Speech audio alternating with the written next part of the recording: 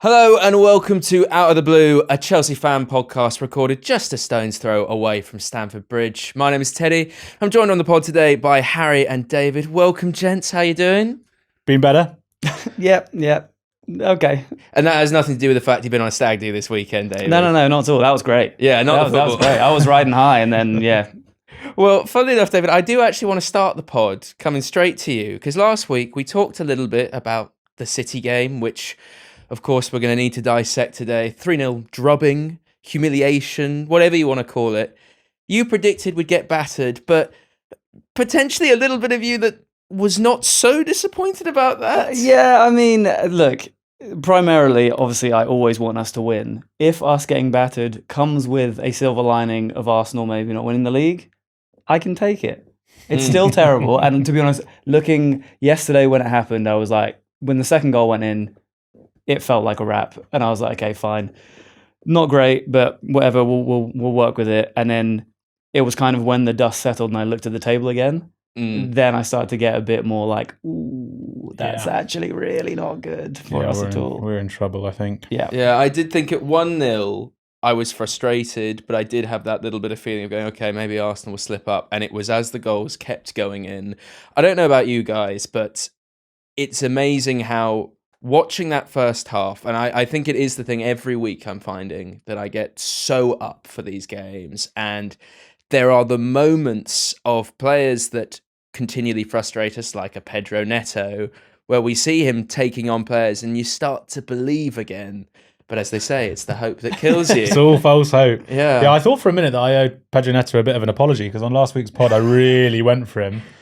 And the first half of the City game, he looked amazing, like a new man. He was switching nicely, like great play, getting in behind, like really, really good looking player. And it all crumbled down in the second half. Well, funnily enough, I thought it might be a double apology because I also went hard on the fact that he's terrible off the left. And off the left, he seemed to be completely revitalised. Going into the game, we didn't have high hopes. I think you said it best, Harry, that we could come out maybe with a 1-1 draw. To quote David, you said, I think we're going to get battered. But to get battered in that manner, 3-0, no goals, and despite chances, no real clear-cut chances or big XG type numbers. How are we actually feeling today, a day on, about that game? I mean, having watched that match, like, it's quite hard to read too much into it with this kind of City team at this stage of the season, doing what they do best, which is going into another gear and like finding a new level. And everything we spoke about last week on the pod with like the Enzo punishment and not having our full fit, like best 11 out there. Like it's really hard to know like what the actual standard is and like how we judge this team. Yeah. But don't feel good. I definitely don't feel good. Like you're saying, we're looking over our shoulder. We've got like some much more convincing, robust Premier League teams like nipping at our heels at the moment. Not that like I don't think Everton and Brentford are like that convincing Premier League teams, but there's a lot of teams around us that are playing much better football than we are. Yeah. It did not make for good watching. No, I think you touched on it there with regards to City, and I think at this point in the season, momentum is the name of the game, and we have 0 at this point. And it feels like everyone else that's right behind us is gathering theirs. And like part of that is to do with expectation. Like Brentford basically have a free run at every game because no one's expecting them to be at that level. And Thiago's on fire. Yeah, it's mental. They've got a striker that knows how to strike a ball. Yeah. But you say that as if we don't. And I feel like this is the kind of the thing every season for the last decade almost that Chelsea fans have been crying out for. Is a striker who can actually put it away, who can deliver over and over and over again. But JP's on 19 goals this season. He'll be the first striker since Costa to hit 20 for us if he gets another. But the difference with that is that JP is like a beautiful, languid footballer who can pick the ball up in tight spaces and lay off a pass and looks good. And when he has a good game, he has a great game. Mm-hmm. Yeah. But what we don't have and what we haven't had for a long, long time is a striker that when they have a bad game, they're still pretty good. And Diego Costa could have an absolute shocker, but he would still get both centre-backs yellow carded, still make a few issues, create loads of space for the players around him. And he might not affect the game directly, but he would have an impact in other ways, which I just don't think that we have or have had for a while. It was tricky yesterday. I mean, there were a couple of moments. I know he had JP had a cross across the box that he got his head like slightly onto, and he really should have put it away. But I know what you mean in that it's just that it's that robustness where it's like, and yesterday felt like a game of two halves, because going into it, like when the game kicked off, I was actually quite pleasantly surprised with the approach and how we were looking, and I was like, okay, actually we could steal something here.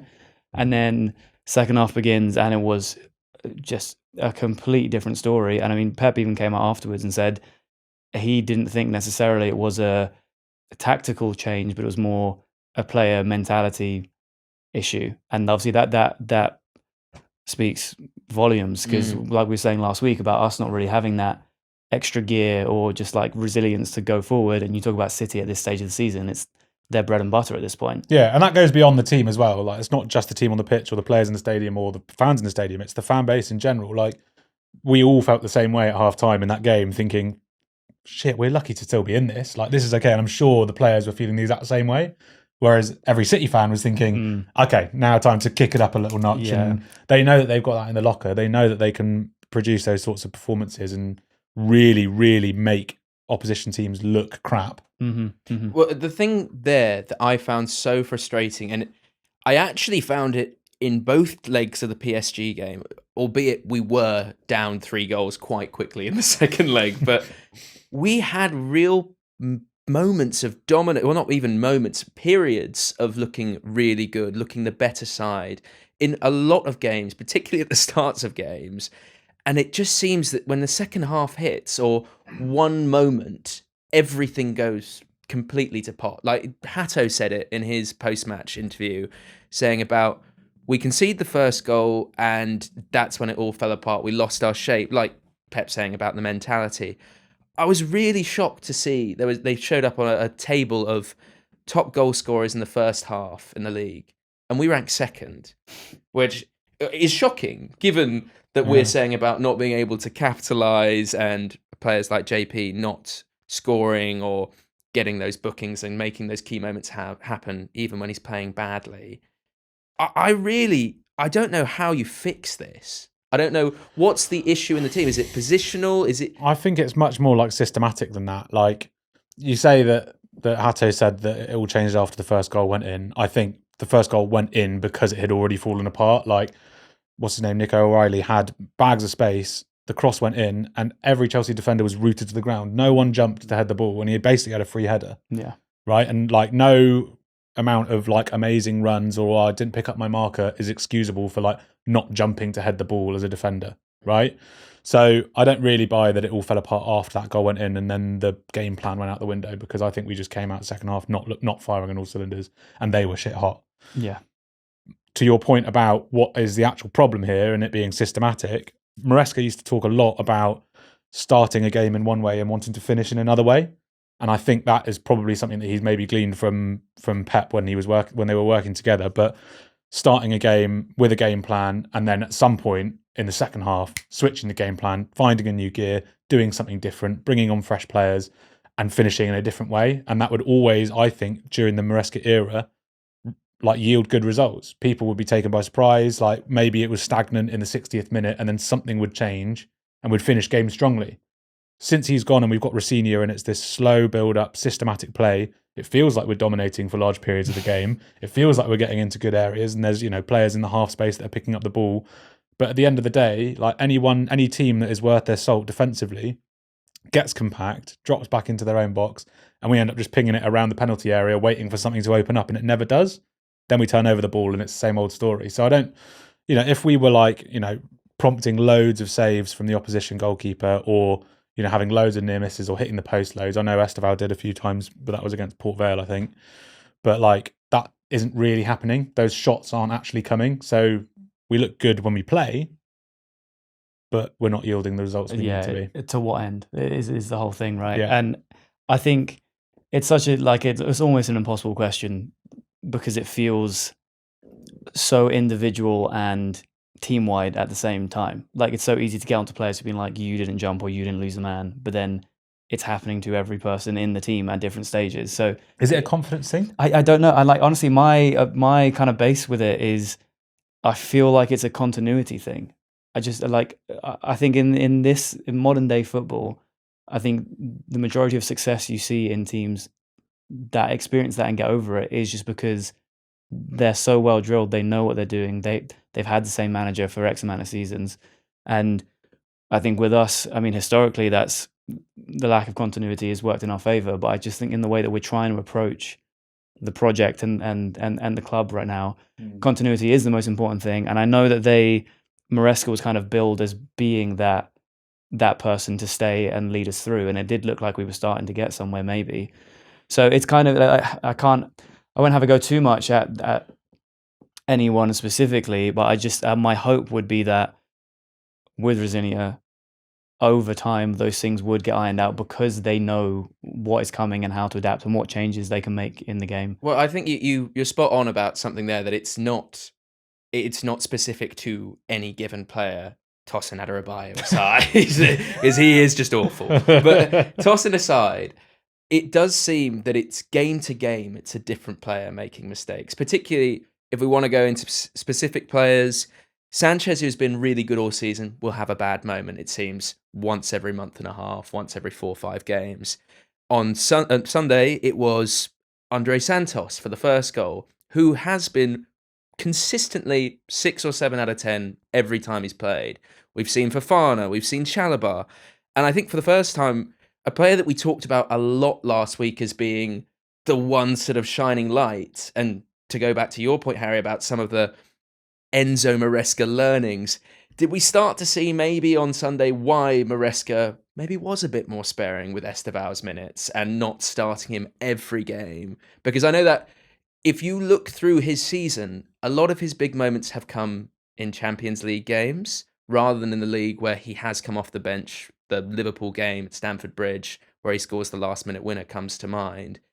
Are we maybe putting too much hope on him and his shoulders before he even turns 19? Yeah, I hear what you're saying. I think, like, on the flip side of that, like, he has been protected. He's been introduced to the league slowly. The fan base has, like, got round him. I don't feel like you're dropping this young player in it anymore. I feel like he's actually demonstrated that he can handle it. And you need to not, I don't think you need to, like, you know, wear cotton wool gloves or whatever with all of these players all of the time. Like, he's at a Premier League club, playing Premier League matches. He's by far our most exciting winger. He's not going to get any worse by playing him loads. So as long as he's not injured and as long as, you know, he can develop, he's going to develop a lot faster if he's playing minutes, especially against the City side that may well go on to win the league. Like, it's not a bad thing. And I don't think that putting Neto on the right and putting Garnacho on the left from the start would have been a better idea. Yeah, I think it's a combination, I think, of, like, he's earned the hope to a degree because the moments he's had already, like, you have to attach to something, right? And if he's the guy that's going to offer it up, then of course you're going to want him to do more. But I agree with you, like, it's also, you can have bad games, and I think a lot of the reason why we expect so much from him is because some of our other players aren't as fun to watch or exciting. And I think, I mean, a good example of that is in that game, Caicedo, who was probably our best player up until January and still had a very good season, makes an incredible mistake on the third one.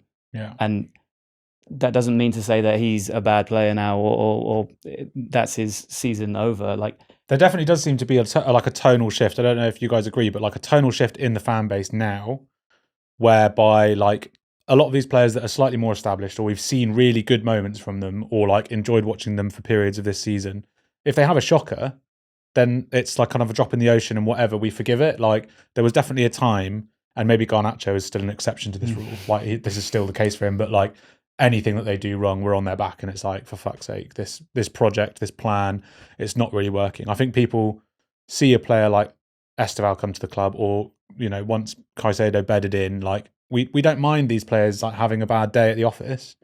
We just want to see them love the club, fight for the shirt, fight for their place, take it seriously. You know, we get pissed off when we see people like Wes Fofana like laughing on the sidelines at PSG when we're however many goals down. Like, that's what we don't like. Enzo Fernandez going and courting other clubs on international duty. So, yes, he's had a bad day at the office, but that doesn't mean that he shouldn't get picked next game for me. Yeah, agreed. You mentioned Wes Fofana there, and I want to not just look at him and zone in on him, but his partner as well, because we talked quite a bit last week about who potentially could partner him, whether it be Tosin, whether Josh got drafted in, or Sarr. And little did we know that it was actually someone we'd not brought up at all in Jorel Hatto. And it's quite an odd range of emotions I felt today reflecting on that game, that obviously key mistakes aside, I felt really confused by the fact that in my mind, two of, if not our two best players, were our two centre-halves on a day where we concede 3 goals. I was really impressed by Hatto, and given that he is primarily a left-back, by his ability to really step out of the defence and come into a few of those pockets. I know his first game under Rosenior against Charlton in the FA Cup, he almost seemed to be a 10, and we saw elements of that. But I thought, actually, defensively, him and Fofana both had some really good moments, some good blocks, but it came down to those moments, like we said, about it feels like we're going to get every week. Was there a bit of room for hope in games going forward with those two potentially as a centre-back pairing?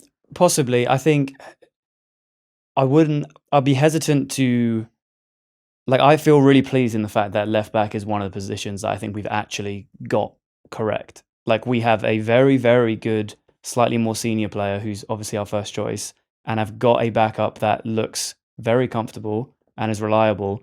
So while he obviously is good enough to shift into centre back and he looked very comfortable, I'd be hesitant to start billing him as a centre back option, because then you run into the same problem with left back where you've got no cover. And with any luck, I'm still holding out hope on Colwell's return and everything just becoming sunshine and He's rainbows. back in full training. I know, I've seen. Hey. Cannot wait. He was posting pictures of his five-a-side team winning the internal game or competition they were doing last week. So I every time I see him on the sidelines with the other players, I'm just itching to see it. Close. See him back on the pitch. We're close. But no, I think he's class. And I mean, on one of the previous episodes, we had him on the screen behind us and didn't really actually touch on his contributions. I think he has just probably been the most like linear progression I've seen of the new signings that we've had, because he started off, there were 1 or 2 games where he's maybe a little bit shaky, but I think at the end of the day, I was quite pleased when we signed him. Not that I'd watched a ton of him before, but he got over 100 appearances and had captained Ajax at the age of 19. Yeah, Like youngest Ajax captain in history. yeah, and that's a club that really takes their academy seriously, and you don't kind of get those accolades out of nowhere. I think he's a serious player. Yeah, I love him. I'm really pleased we have him. I think it's definitely good to have him as an option that can fill in, but I would still want our like main outlook to be on Colwell or Sarr if he's going to get into the team, or an actual centre back that can cover there, so Cucurella's not run into the ground. And just on Fofana, like, he's our highest paid player. He's been with the club for ages and he's been fit enough. He should be doing that much more often. Like, I'd like to see him putting up some consistency and playing like he did, because, yeah, it's nice to see. And also, like, his weird, like, donkey run when he's chasing loose balls is, like, way more embarrassing when he's putting in a disaster class. So, yeah. Well, talking about centre-back then, and just the defence in general, we spoke about him lots last week, and the risk of sounding like a broken record. How frustrating was it to see Josh come on for the sort of 5 minutes at the end, that it does feel a little bit like, okay, go have a little run around, particularly when Gusto really didn't look the player that we all know he can be, particularly as Doku just seemed to get through him over and over in that second half. They kept saying at halftime about how ineffective Doku had been, and then he suddenly creates several moments of magic. But I kind of felt like at 2-0, surely we make the change then. Surely you give him a chance. It just, particularly with links today saying that Bayern are interested in him, it has rumblings of the Callum Hudson-Odoi sort of that memories of that. I cannot understand. You're saying there about Hatter, about someone who feels like he's been integrated and managed minutes-wise really well. Why are we not picking Josh? yeah, I hear what you're saying. I wonder if maybe there's an element of, you've got Estevao on the right already. There's 2 very inexperienced players there.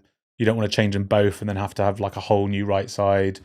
Gusto's experience behind Estevao maybe makes more sense. I actually think Estevao on the right with Reece James behind him is a much sturdier partnership and gives Estevao a bit more license to do his thing.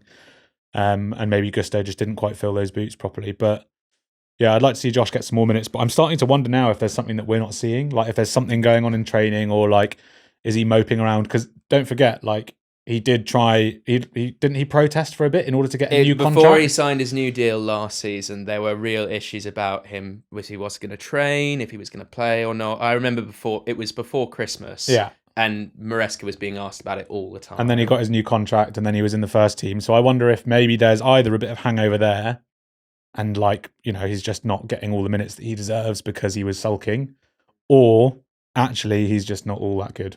We've seen him play and we like the way he plays, but maybe he's not training well, or maybe... Yeah, you have to ask the question, because there's not many logical reasons that can be put forward to why he's not playing.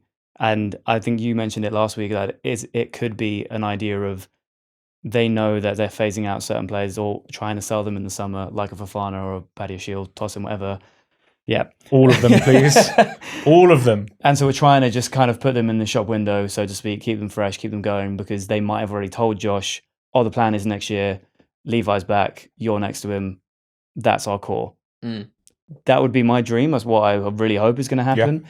Whether that's a reality or not, especially when we brought Sarr back, I don't know. But I agree with you. I just want to see him more. Like, he's shown enough, I think, when he has played, to warrant chances that go longer than 5 minutes at the end of the game. Or send him on loan and actually get him to develop. But there's no point in him just like sat on the sidelines. Palace have come knocking like 3 times apparently to be like, yeah, we'll take him, and that's down the road. I think that would be good for him. Yeah. So there's got to be a reason why, if we're saying no to that, it has to be because he's going to actively benefit us and not just sit on the bench. But I guess that was happening when we were like recalling Trevor, recalling Sarr. Like, we had no cover. Remember the first half of this season, we were all like panic stations with our centre-back situation. We all still are there, by the way. But like, I don't think until now we haven't really been in a position to actually send one of those options off. But we're not the sporting directors of this club. Like, they need to have more of a plan, more of an idea. Like, they know how long these players are out for and what the schedule looks like. They need to plan better. Well, we've talked a lot about individual performances, about specific players, and you say there, we're not sporting directors. We're not making the decisions. I think we should turn the conversation to somebody who we at least hope is making the decisions in Liam Rosenior. It felt like, say what you like about the results, about the position we're in right now. I have up until this point, and I still do back him, but I've felt very positive about him. He has come across very positively and very measured and very thoughtful in the way that he comes across. It did feel like the tone had shifted a little bit in his post-match, where he started talking about the fact that obviously at a club like Chelsea, you need to come in and get results straight away. But it did feel a little bit like he was begging for time from the fans, potentially from the board, name-dropping Klopp, name-dropping Guardiola as well, and saying that they needed time and that with time maybe he could create something special. Should we be worrying about him rather than these individual performances? I don't think so. I don't think there's actually that many Chelsea fans right now that are saying that he shouldn't be given time. I think like Potter was a unique case of like someone who said he needed nothing but time and, you know, wanted to go on a psychology course and, you know, everyone hold hands and we'll all be friends. Well, you're saying that Rosenior football. does want to do group Lego building sessions. Yes. Well, and he doesn't wear gloves, so you can hear him clapping. But I think like Rosenior was kind of saying two things there. He was basically saying like, look, I need to win here and now. I get it. I understand what I'm here to do. I understand what's demanded of me. But there's also, he's trying to manage expectation. I don't think he was saying, I need time. I can't do this unless you guys give me a break. I mean, look at Arteta. He's in phase 9 or whatever, and he might bottle the league again. So, like, there are other clubs in the league that do give managers time, and it does pay dividends. I would like to see him given more time. I don't necessarily super love him. I don't hate him, but I don't think that he's the issue. And if you change him, you solve the problem. I think the issue runs deeper. We spoke about it last week. But something definitely did go wrong at half-time, and I know there's enough memes and clips of Jake Humphrey going, this is what the half-time team talk must have been like. But we set up really well in the first half. We weathered a bit of storm in the first 10 minutes, and the Chelsea website reported that we had the best chances of that first half, and we looked the better side. I'm not quite sure that you could out and out say we were better, but it really did feel like we were in it. And the second that second half started, we were not at the races. What did he say in that dressing room? What is the mindset? Because clearly something just did not click. And I don't know if that can be put down to the players, but surely there has to be some responsibility that goes down to Rosenior and the management staff, whether it's him or the rest of his staff. Yeah, of course, there's got to be an element of it. I think without obviously knowing exactly what's happened, because we never will, I suspect that in that game, it was a bit of a case of we had a foot in the game, and so we didn't really change anything, whereas Guardiola knew that they weren't going to get anything out of it and changed a lot. And I don't think we were just quite A, prepared for that, and B, once the effects had started to take toll, we were chasing our tails. Yeah, and like keep up. I think it's when we were talking about it last week, when I said we were going to get battered, it like wasn't that the floodgates were just going to open. But I think I remember saying, I think we might just make one or two mistakes, and after that, we won't be able to get back into it. And it's kind of the way it went. I agree with Harry in that I don't think he can be put under too much pressure just yet. And to go back to the continuity point, even if there was a bit more of like an element of justification for asking if he should be there or not, I just think we've got to stick just for a little bit and see how it goes. I mean, I saw it's an end of the season thing, isn't it? 100%. And I saw Sky Sports put a graphic up just before the weekend's games, and it was hilarious reading because in all of the attacking statistics, so like goals, chances created, XG, passes, possession, blah, blah, blah, we are first or second in the league. I think one of them we're third. For big chances missed, we are bottom of the league. And that is such a crazily stupid statistic to be top of all these attacking metrics and be the worst at finishing the chances. So my takeaway of that is there's clearly something there. If we're getting into the positions and making the game go that way, I think it's been an issue for us for the best part of a decade in terms of finishing chances and actually putting the ball in the net. I think you're right. Whether that changes in the immediacy, I don't know. But I think he's shown enough, and yes, he's had these spots of character. And I agree with you, the tone definitely shifted in that post-match. I think it's the first time I've heard him, sound like he's trying to actually get his back up a little bit and like ease off. I don't mind that though. Like I don't mind him showing a bit of grit and a bit of bite and giving it back to the journalists a little bit. Like he's given journalists more than any other manager that I can remember in Premier League history. Like he talks a lot about his plan and what he's thinking and what he's trying to do, and talks and just like explains the background of everything. And like if you remember, Maresca used to kind of talk a lot without saying anything. Like, you know, he'd fill space with words, but nothing would really come out. And so I think, you know, if he wants to, you know, cultivate a slightly different relationship with journalists, that wouldn't be a problem. Well, we say there about the plan, and Rosenior himself has said that given time, he thinks he could create something special. I want to look at the bigger picture a little bit now, because some of the stats and looking at the table, it really does make for grim viewing. We are now 4 points off Liverpool. We are 7 points off Villa and United. And at the time of recording, it's Monday evening. United are yet to play Leeds. They could be 10 points clear of us before we play them on Saturday. We're only 1 point off Brentford and Everton in 7th and 8th, respectively. 3 points off 11th place. And I think the most telling thing for me was the fact that you think of Chelsea, and I know I do, as being a big club, as being a title challenger and being up there with your Man Cities. We've not beaten City in our last 13 games against them. The last time we got the best of a Pep Guardiola City side was that final in 2021. The only player of which in that team is still at the club is Reece James. It's a very different club from there. Should we start to worry that maybe Champions League this season is out of grasp? Because we, until about a week ago, we kind of thought top 5. I know when I saw the Champions League headline saying England would get 5 teams, it felt pretty comfortable. But is the Champions League out of reach now?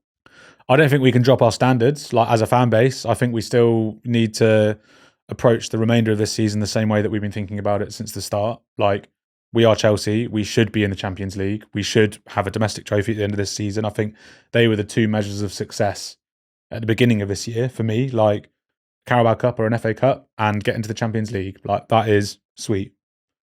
And I think if we're going to remeasure and recalibrate and say, actually, getting to the FA Cup final and then being in the Europa League next season is okay, then I don't think we're being honest with ourselves. I don't think that is okay. Yeah.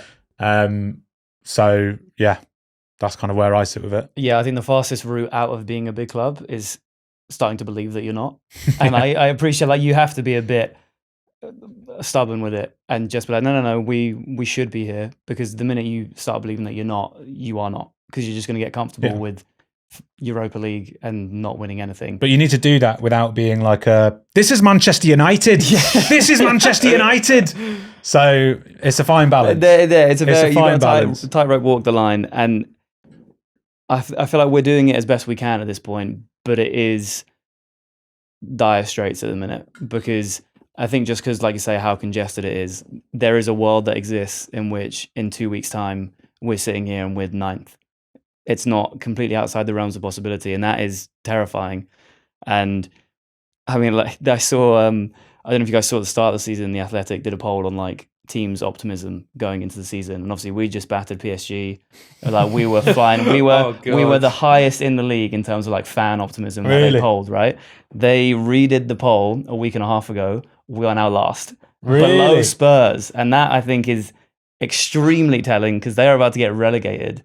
And just for us, but also the Spurs fan base is like a different beast. Like, they're about to get relegated, and they're all like going early to games to go and like give them extra support as they get into the stadium. Whereas, like, you know, we're having a bad run of form, and we're about to go for a massive protest next week. So on the weekend, sorry. Well, they might just be optimistic as well, because if they go to the Championship, they might actually win a game. So it's probably it's better outlook.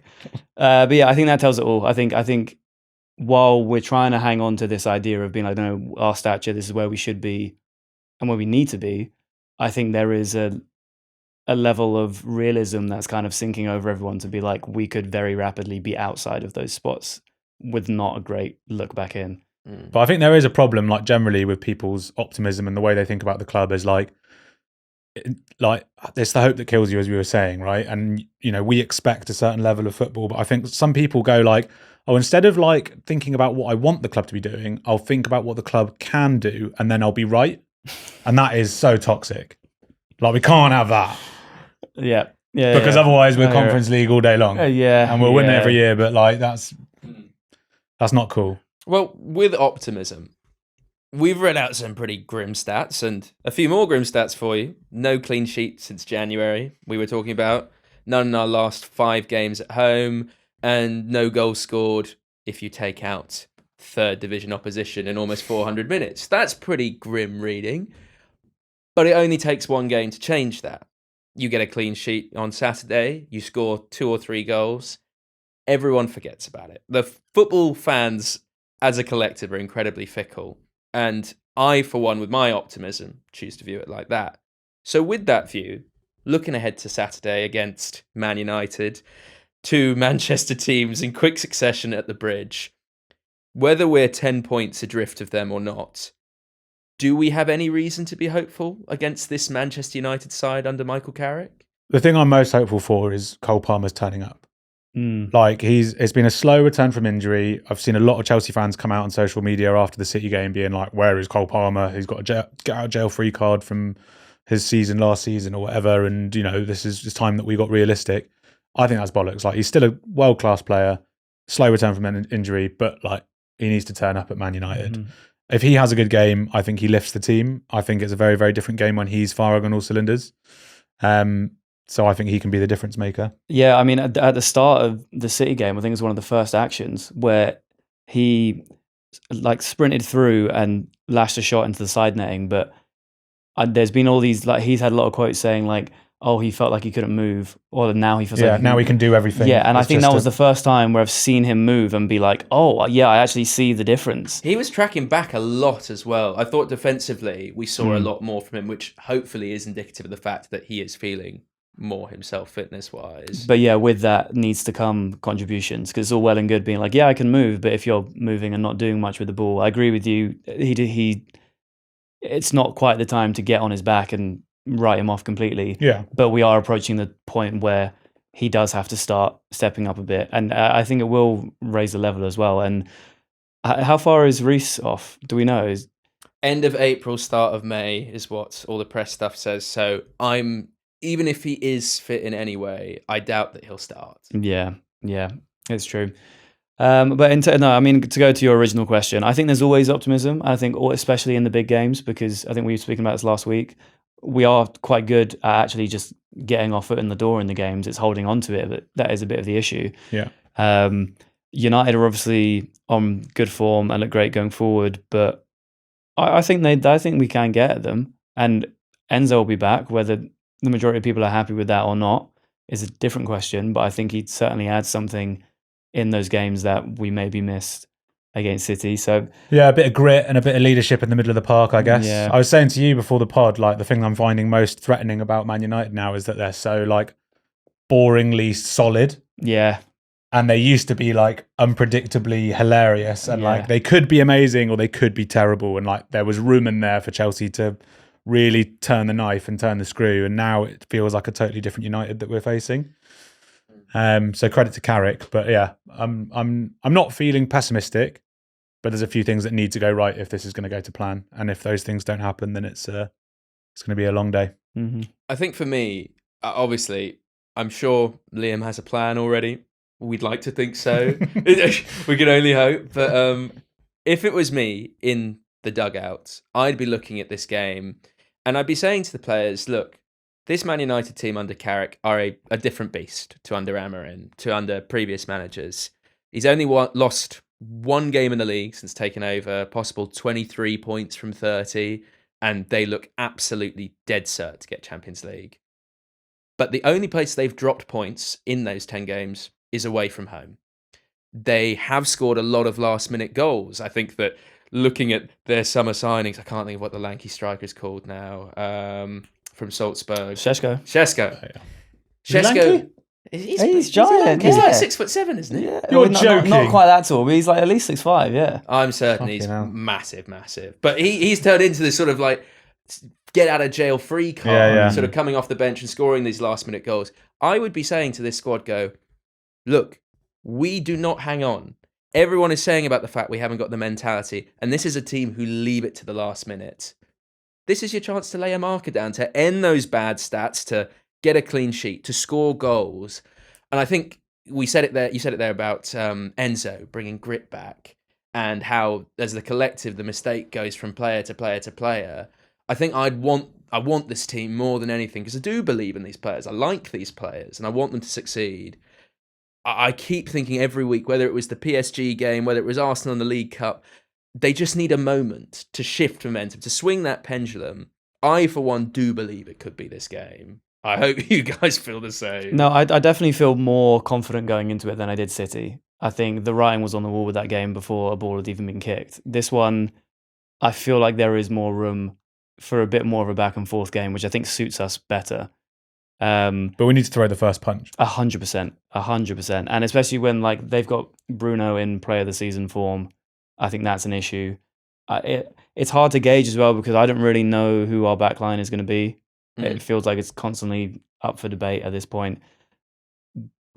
But there is definitely room there. I think if the attacking players are firing and we hit them first, I give us good value to get it over the line. Yeah, if we're not hitting them first, the problem is when we don't hit them first and it's like a long drawn out 0-0 draw and it goes into 70th 80th minute, that's when our backline starts turning off, and that's when players like Ahmad or Sesko, when he comes on, or if he's lucky enough to start, that's when they start making interesting runs and we switch off at the back, and that's when something's going to go really, really wrong for us. So what do we think then? My heart is saying we're going to keep a clean sheet, we're going to score 2 or 3 goals. My head does not say so. What do we actually think is going to come of this game? Last week, we had one very accurate prediction and one very hopeful one. What do we think, gents? I think a clean sheet is optimistic, as much as I would love it. I think it will be a low-scoring draw. I think a 1-1, because I think we'll be cagey enough, or just maybe smart enough is the better word to use, that we'll react to them properly. And I think we'll nick one, but I don't think it will be anything crazy. I say 1-1, and maybe one of the teams nicks a 2-1. Whereas me, on the other hand, ever the pragmatist, I'm going to be optimistic again. I'm going to say we're going to beat him 2-0, and Cole Palmer's going to score a penalty, and I think Estevao will score a wonder goal.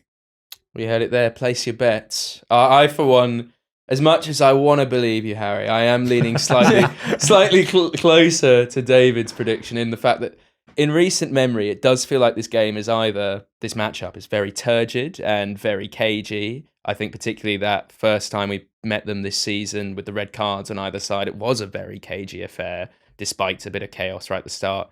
But they're either cagey or they're super chaotic. The 4-3 last season comes to mind. I kind of get the feeling that this Carrick team, as you said, Harry, about being revitalised and less chaotic, it might lean into that more turgid side of things. Hopefully we'll see some goals and for the right team at home. Before we wrap things up, though, I've got a few quick-fire questions from people who've listened in on the last few pods. And I feel like we might have answered this a little bit in terms of you gents saying that Rosenior definitely, his station as Chelsea manager is not something that should be discussed till the end of the season. Do we actually think Rosenior is the right man for the project, though? Take this season out of it, summer planning, looking ahead, giving him the time to get the team playing the way he wants or the way that Blueco wants. Is Rosenior the right man for Chelsea Football Club? I think that's two different questions. Whether he's the right man for the project or the right man for the club, I think are two different issues. I think he's absolutely the right man for the project. He is Blueco through and through, and he is a puppet manager that will do as he's told. And he will speak to the medical department before every game and give everyone the right amount of minutes and make sure that he's not upsetting anyone. And he'll, come up with all the good graphs at the end of the season to show where they can improve. But I do not think that he's the right manager for Chelsea Football Club long term. I don't think that he's got the right level of galvanising the team with passion, and I don't think he's got the credentials, to be honest, to be managing a team at this level. Yeah, I agree. I think being a manager at a club of this level, like there's so many intangibles, like not to use a slightly ridiculous word these days, but an aura, just a vibe. You need a certain caliber of cue the presence. Aura farming memes. But I think there is just sometimes, like we knew within about a week that Potter wasn't the guy. Yeah, just because of the way you present yourself, and not that I'm despite saying, the glow up. Yeah, despite Potter, fresh trim and the turtleneck. I always think of that clip of him where he goes, "Well, I want to win the fucking thing." It's just like, oh, this is just so wrong. Exactly, and that's you compare that with like. Obviously, old days Mourinho, like even Tuchel coming in, and Maresca had a bit of it, even though he had like similar degree of experience to Rosenior. Me personally, I felt I was like, oh, there was something a bit about him that I was like, okay, yeah, I can kind of get behind that. And like, it's not to say that it's a character assassination of Rosenior, and like, it's not his fault. He's never going to turn down this job. But I agree that for where we want the club to be or where we think it should be, he doesn't have the credentials, and if he's going to get them, he's going to have to learn on the job. Which seems kind of like the nature of the project at this point. He's got a lot of people to win over, hasn't he? He's fighting an uphill battle. I'll be curious to see at the end of the season what kind of briefs / reports come out about the players going into pre-season and whether it's positive or negative or somewhere in the middle. Because I think that will tell a lot. If we're going into pre-season, the players themselves are saying and the mouthpiece journalists are all coming out saying like everyone's optimistic and feeling good, that will put me in a better state of mind because it means that he's obviously shown something or proven himself in some way within the dressing room that feels like we might be able to take another step. But I agree with you, but I do think that hinges completely on Champions League football. Yeah. Like even to take it back to a lot of our conversation last week about Enzo, a little bit about Cucurella, and several players who have spoken out about the fact that Enzo's sacking did come at a bad time. I think we'll hear more and more of that if we don't get Champions League. More and more rumblings of moves to Madrid. Yeah, I agree, but I do think actually FA Cup will be more important than Champions League in terms of the feeling at the end of the season. Like winning the FA Cup and lifting a trophy as a squad is going to be so much elation, such a big moment for this squad to share. And I think if we make Champions League football, it's going to be a sigh of relief. It's a very different way of ending the season. Yeah, 100%. So if we can do both, that would be a dream situation, of course. And that's the minimum as we discussed at the beginning of this season. But like, yeah, I think like winning the FA Cup is more important than winning the Champions League in terms of the way that this squad gels. Well, that leads on quite nicely with the FA Cup. And we spoke a little bit about the league table, the fact we're only 3 points off 11th. Like that, the gap between 3rd and 6th is not the one that we should be overly concerned with. I think it's more 6th to 11th. And when we start looking at that more, does the FA Cup suddenly become more important that it provides us with guaranteed Europa League football rather than potentially being stuck in the conference again, which I think we can all agree, as great as it would be to see Chelsea win another trophy, it's probably not giving us a lot of forward movement. I think I saw something today on Twitter saying that Chelsea should change the lion on their badge to a crab, and that would be the crab behaviour, complete sideways. Do we think that the FA Cup suddenly becomes more important with that in mind, or is that, like you said, David, that kind of, you're not a big club anymore when you start thinking about it like that? I think it's right to say that it's arguably more important, but I think maybe for reasons closer to what you were saying, rather than just the reward that it gets. Because I think if we're going into it being like, oh, we can guarantee Europa League football, we're already halfway in the Europa League. We might as well give up on the Prem, exactly. right? But I think I agree with that, because at the end of last season, I mean, I know we obviously there were conflicting arguments about the merit of the competitions, but like leaving last season with 2 trophies was a tangible thing that going into summer, there was an elevation. Like you say, you were going and being like, well, we've proven we can win something, so let's turn the gear now and go on to win something else. Yeah. So I think that has a bigger impact. And obviously, yes, fine, if you secure Europa League as a bare minimum, it's never a bad thing, but that shouldn't be where the buck stops. No, You should always be going further. I don't think if we qualify for the Champions League that we go on and win it next year, right? Like being in the Champions, we all love watching Champions League football. We want to be playing at the very highest elite level, but I want to see a trophy added to the cabinet as soon as possible for Chelsea Football Club, and the FA Cup is the fastest way to do that. So it absolutely is a priority for me. Well, lastly, really quick one. We talked a little bit about the defence today and looking forward to building a team that maybe could challenge for the title for the Champions League. Big links today to Bournemouth centre-back Senesi, and my heart tells me he is not good enough for this kind of forward direction we want to be moving towards being a club that challenges.